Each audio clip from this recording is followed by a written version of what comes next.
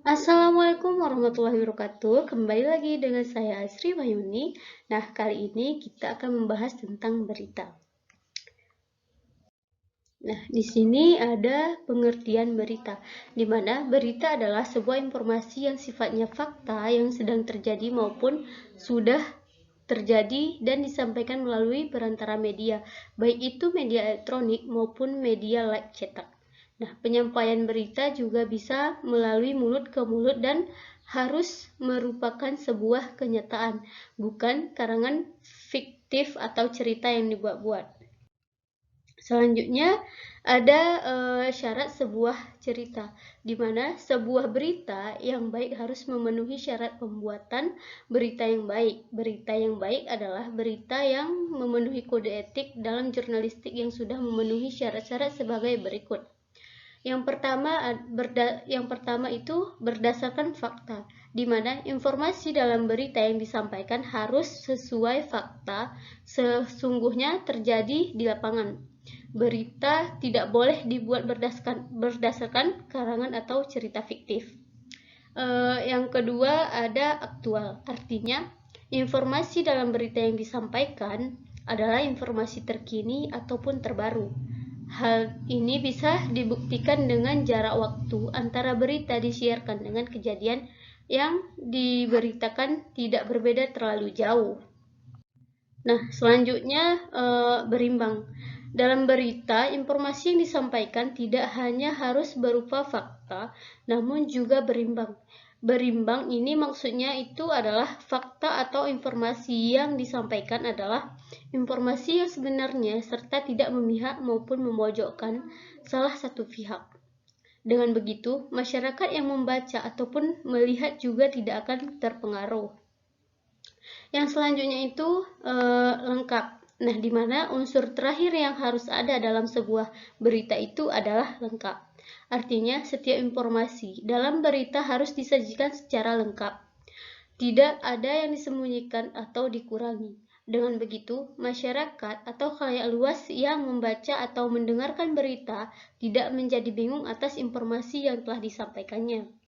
Nah, selanjutnya di sini ada jenis-jenis berita. Yang pertama, mengacu pada pengertian berita yang sudah dibahas sebelumnya, yaitu informasi yang sifatnya menarik. Dengan begitu, berbagai jenis berita ini diharapkan masyarakat bisa membedakan mana berita yang sifatnya penting dan mana berita yang disampaikan berdasarkan opini dan lain sebagainya. Nah, berikut adalah beberapa jenis berita tersebut.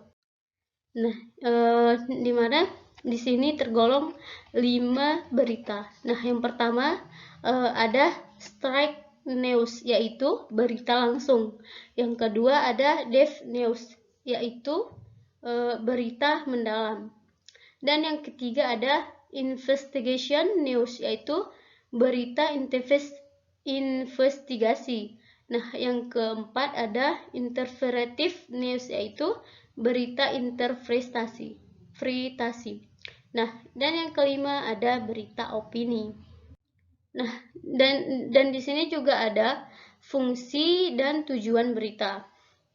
Sebuah yang disampaikan dengan tujuan untuk memberikan informasi kepada khalayak umum seperti yang disebutkan dalam pengertian berita secara spesifik.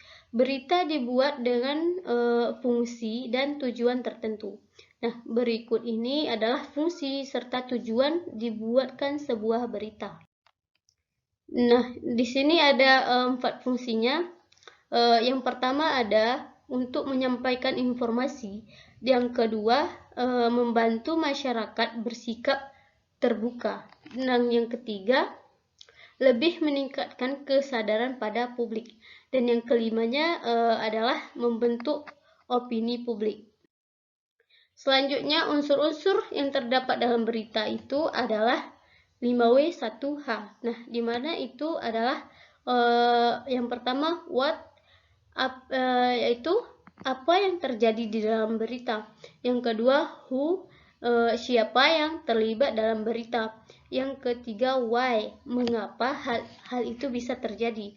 Dan yang keempat ada when, kapan peristiwa tersebut terjadi. Yang kelima ada where, di manakah peristiwa tersebut terjadi.